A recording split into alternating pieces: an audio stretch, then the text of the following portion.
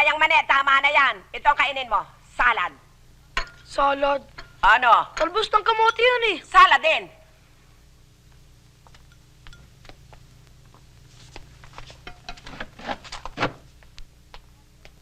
Okay? Ha? Taran!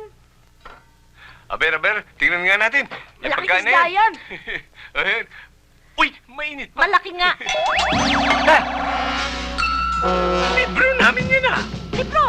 Eh, bakit niluto mo? O, ito tala, mahilig din naman kayo magbabasa ng libro mag-ama eh. O, ayan, sige, lantakan na ninyo.